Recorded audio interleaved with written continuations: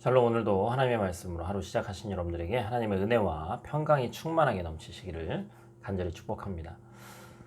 많은 사람들이 얘기합니다. 인생은 참 내가 마음먹은 대로 잘 되지 않는다. 특히나 요즘과 같은 상황에서 누구나 또 할 수 있는 그런 얘기겠죠.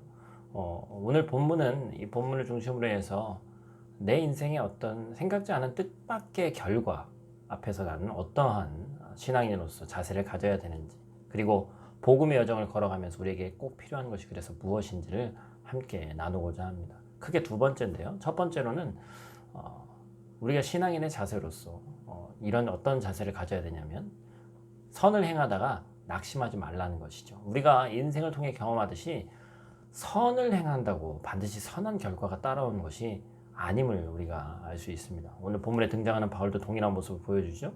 바울의 인생이 여러분 어땠습니까? 다메섹 도상에서 빛으로 오신 예수님을 그가 체험하고 자신의 생명을 아끼지 않고 참 열정이 있었던 사람이기 때문에 핍박할 때도 열정적으로 핍박했고 예수님 믿을 때도 참 열정적인 모습으로 살아서 또 복음을 증거했습니다.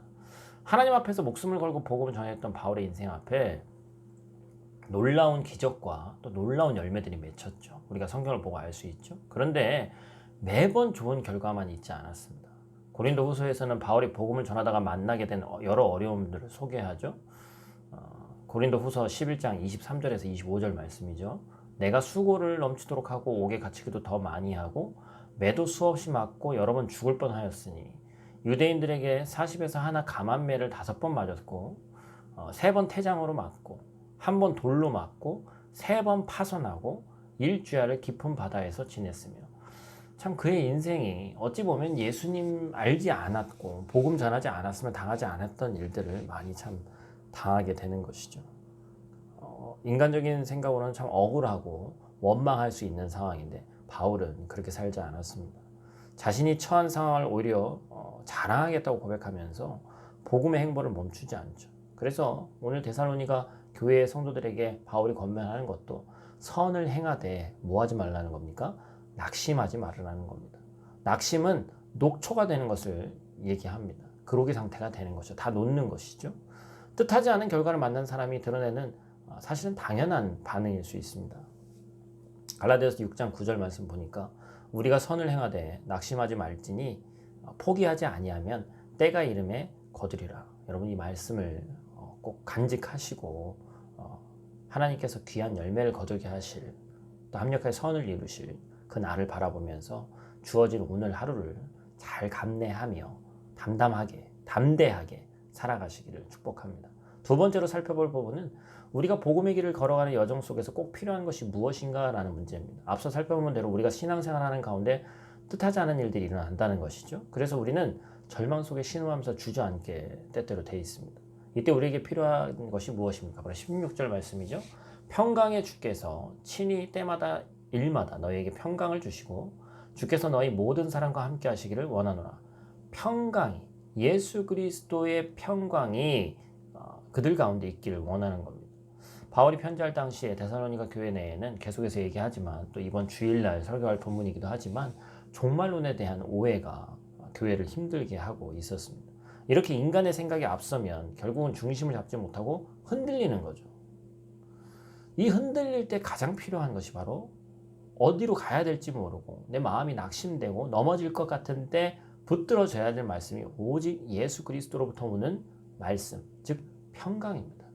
우리 인생도 마찬가지죠. 너무나 잘 행동했던 데살로니 교회가 혼란스러움에 빠졌듯이 여러분 영원한 것이라는 건 없기 때문에 우리 가정이, 우리 직장이, 우리 공동체가 좌충우돌 이리저리 흔들리는 모습들을 많이 보게 됩니다. 너무나도 가슴 아프고 안타까운 현실이죠. 그런 우리가 인생의 안정이 보장되지 않는 삶 가운데서 안정을 찾기 위해서는 예수님이 주시는 평강밖에 없다라는 것입니다. 그래서 많은 사람들이 평강을 얻기 위해서 이것저것 돌아다니면서 뭐 여러 가지 것들을 만나고 하지만 사람은 또 사람의 말로는 영원한 평강을 얻을 수 없다는 것이죠. 그래서 바울은 자신의 서신서 첫 머리와 끝 부분에 항상 이러한 축복을 남기죠. 하나님 우리 아버지와 주 예수 그리스도로부터 은혜와 평강이 너희에게 있을지어다. 제가 큐티 말씀 나누면서 앞부분에 나누는 이야기와 비슷하죠. 오늘 하루도 이리저리 흔들리는 저와 여러분들의 인생에 예수 그리스도께서 은혜와 평강을 주셔서 우리의 삶의 자리를 뚝심 있게 지켜나가고 이 길이 맞나? 라는 그런 생각이 들 때 하나님께서 예수 그리스도를 통해서 굳건하게 우리를 붙들어 주셔서 그 길로 곧게 나아가는 저와 여러분들 되시기를 간절히 축복합니다. 기도하겠습니다. 하나님, 인생을 살아가다 보면 전혀 예측할 수 없는 일들을 맞닥뜨리곤 합니다. 하나님, 우리가 그런 상황 가운데서 선을 행하되 낙심치 않게 되기를 원합니다. 하나님이 우리와 함께 하심을 믿고 그 낙심 가운데 우리를 건져내실 주님을 의지하게 하시고 주님의 평강과 함께 이 땅에서 살아가는 귀한 주의 자녀들에게 하나님 도와주시옵소서. 이 코로나 시대에 특별히 예수 그리스도로 주어지는 평강이 우리에게 필요합니다. 오늘 그 평강을 간절히 사모하오니 우리를 붙들어 주시옵소서. 우리의 소망 되신 예수님 귀하신 이름으로 기도드립니다. 아멘.